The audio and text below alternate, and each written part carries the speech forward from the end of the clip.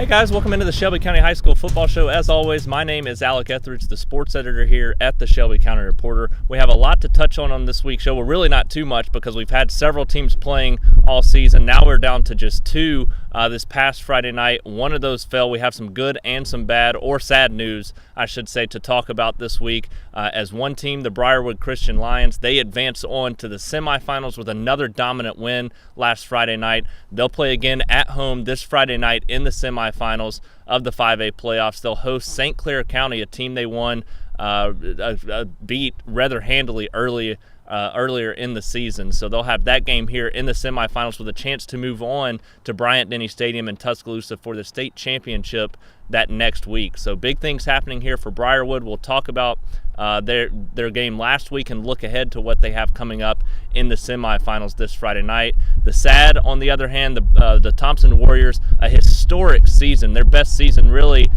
since the 1980s, and they go on a historic run, fall in the semifinals in a rematch with the Hoover Buccaneers, and it was heartbreaking to see after everything they've accomplished this year. I know they didn't want to come up one game short of a state championship. That being said, they had so many historical marks that they set this year. We'll touch on all of those, look back at the historic run that they had this year, and also touch on what we can expect from Thompson in the future. This really seemed to be a program-changing year for the Thompson Warriors and head coach Mark Freeman. So we'll talk about all that, and of course at the end, we'll talk about our SCR Stars of the Week as we do every week on the show.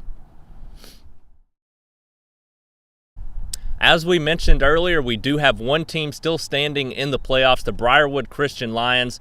They're set to take on St. Clair County in the semifinals on their home field, which is right directly behind me here at Lions Pride Stadium. They'll be taking on the Wildcats of St. Clair County in what should be an exciting game, as St. Clair has really turned things up and started playing their best football over the last few weeks of the playoffs. Before we dive into everything and talk about the matchup, which is a rematch, we'll touch on that for sure, and we talk a little bit about both sides of the ball with each team. We're going to look at their playoff runs up to this point so far for each team, and we'll start with St. Clair County. Their contests have been somewhat closer in their 3 games. Each team has played 3 games.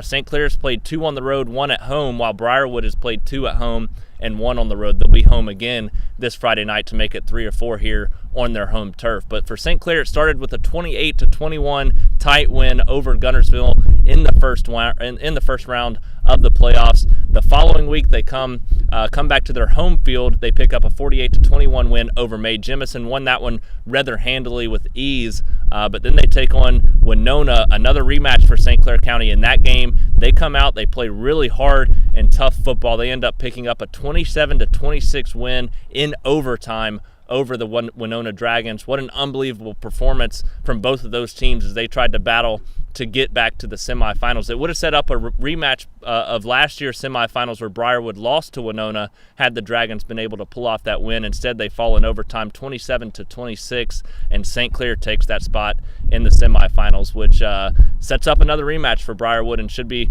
very interesting to see how that one goes. We'll talk about the first game here in just a few minutes, but we'll start with Briarwood's run in the playoffs to this point as well. It started with a dominant 62-0 win over Crossville. Could have won that game easily 100-0 if they wanted to. They were up 55-0 at the half, and it seemed every play that they wanted to make offensively or defensively they were able to make in that one, as Crossville was just easily outmatched in that matchup. So they advanced on to the second round where they took on Lee Huntsville on the road, had to travel up to Huntsville, pick up a 35-14 win in that one, and really that one wasn't tight at all. Those 14 points don't even make it, tried to make it look a little bit closer than it actually was, but Briarwood dominated that game again. Then they come back home this past Friday night, take on number 5 Etowah in a top 5 battle as number 1 hosted number 5, and Briarwood, as they have all year, got the upper hand. Really didn't do anything special on the offensive side of the ball, but all units played together, played a complete game, defensive, special teams, and on the offensive side of the ball. They pick up a 31-0 dominant win as that defense really stood out as a stout defense yet again in that win over Etowah, forcing turnovers and limiting their mistakes. They had a really good performance on the defensive side of the ball. Carson Eddy, I believe, was the highlight on the offensive side, had around 111 yards receiving, as well as 1 rushing touchdown. So There's just so many weapons on this Briarwood team, and it continues to show off each and every week, which is why they're sitting at number 1 on the season at this point. So we'll talk a little bit about this rematch performance that we'll have coming up here on Friday night.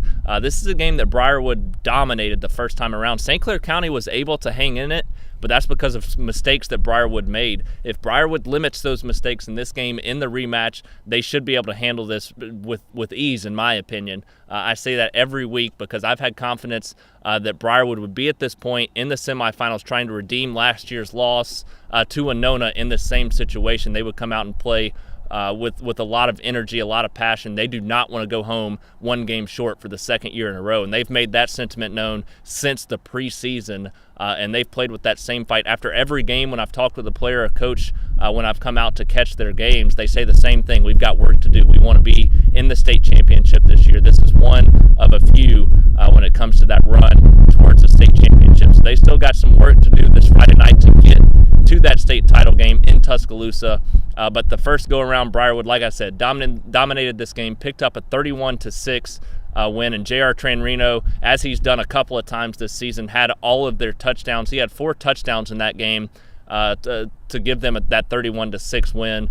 And he had, I believe, close to 160, maybe even 170 all-purpose yards, 86 on the ground and 86 in the air catching, and 82 on the ground. So, just an unbelievable performance for him in that first go-around against St. Clair County. Now, what hurt the Lions a little bit in that matchup, they outgained St. Clair 434 to 252 yards, almost completely doubled them up on the offensive side of the ball in yards gained, but turned the ball over 3 times in that first matchup and had 11 penalties for 70 yards. Now, head coach Fred Yancey's a guy, he's been doing this for a long time.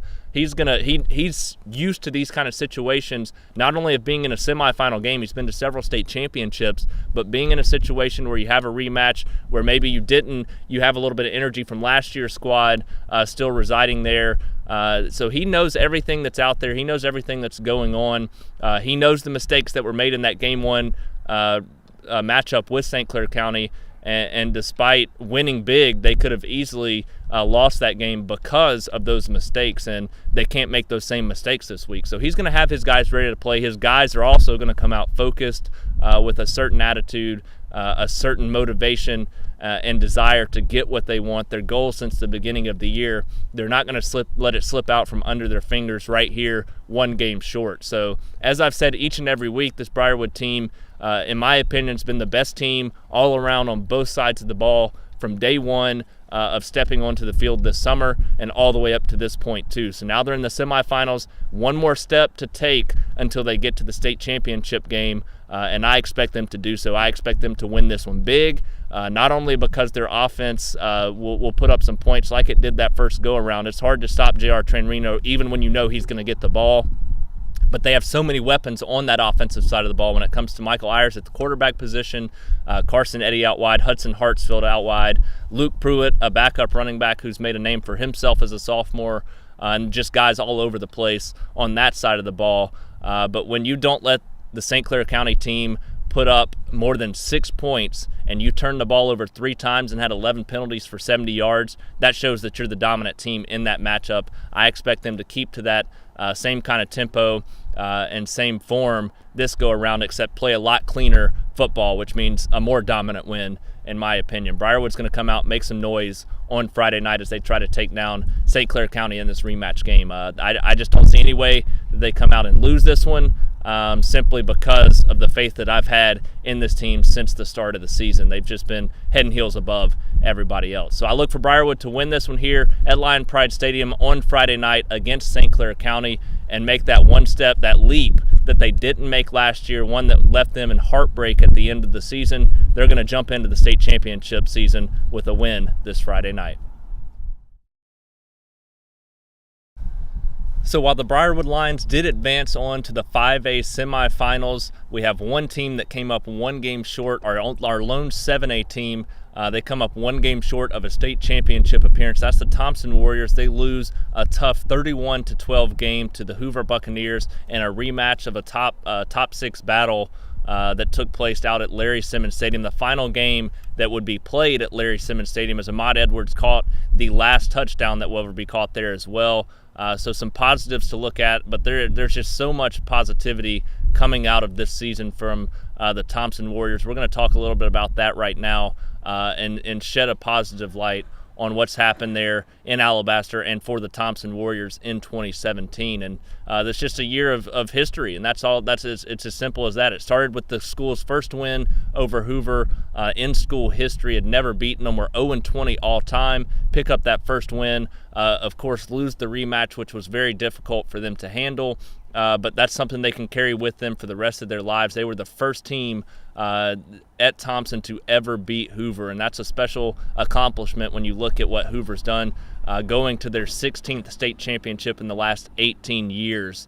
So very impressive what Thompson was able to do to pick up that win over Hoover. First semifinal berth in the playoffs since 1982. First region title in 20 years. 1997 was the last time they picked up a region championship. They got that region championship with that win over Hoover. So another thing for them to hold their heads high about and be positive and excited about, something they can carry with them the rest of their lives. They made it past the second round of the playoffs for the first time since 1987 and made their first playoff berth since 2007. So 30 years separating that first time past the second round, 10 years separating their last playoff berth. So this is just something that kind of propels a program forward. Head coach Mark Freeman's taken this team from 0-14. He took over 0-10, I'm sorry, in 2014. He took over in 2015, led them to back-to-back 5-5 seasons before this 12-1 season, something that senior class has to be proud of, going from 0-10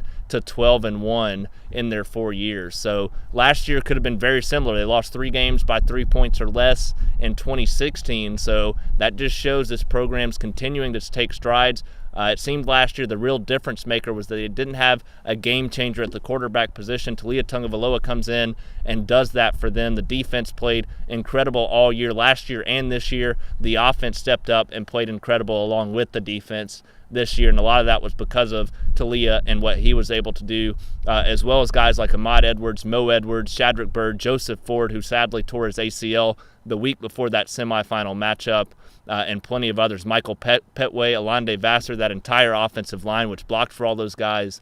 Unbelievable year for all of that offensive talent there at Thompson. And on the defensive guys like defensive side, guys like Miles Brown, Jalen Ram, KJ Robertson, Will Connor, other guys like that on the defensive side of the ball really stepped up. Jalen Bustamante as well, and plenty of others, and especially the defensive line. So just plenty of accomplishments. They all came together, played complete team football this year, something they weren't doing in 2014. So they've made so many strides, set record numbers on the offensive side of the ball, and now lots of people are interested in this Thompson program. What they did for the city of Alabaster, you see that community, they by far watch and read and stuff for us the most here at the Shelby County Reporter.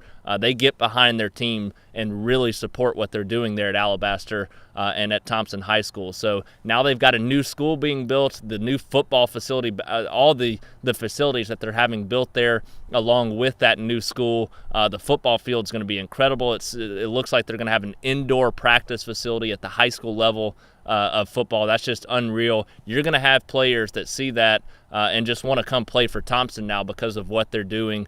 And I have no doubt this team is headed in the right direction. This year was a program-changing win program-changing season with all the historic history marks that they set in 2017. It's going to change the way this team plays in the future. They do lose a lot of guys off of this year's team. Most of the guys I mentioned a few minutes ago when I just started rattling off names will be off of the team come next year, as they will have graduated. But Talia Tungavaloa, who is considered one of the top quarterbacks not just in the state but in the country, will be back. Shadrick Bird, who led the team in rushing this year, will be back. But they do lose a lot of their leaders on the defensive side of the ball, as well as a lot of those receivers on the offensive side of the ball, and JoJo Ford, that a great running back there who almost eclipsed 1,000 yards to give them 2 1,000-yard backs. So they'll lose a lot. That being said, this team is headed in the right direction. Coach Freeman's not going to let them stay down about this loss. It will probably fuel them to come back and make another strong run next year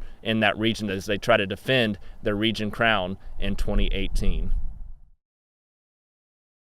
So our last segment, as always, the SCR Stars of the Week segment, and there really weren't too many individual standout performances this past Friday night, but I really just want to give kudos to both teams, the Thompson Warriors on making a run all the way to the semifinals, the 7A state playoffs, and all of the history that they wrote this year.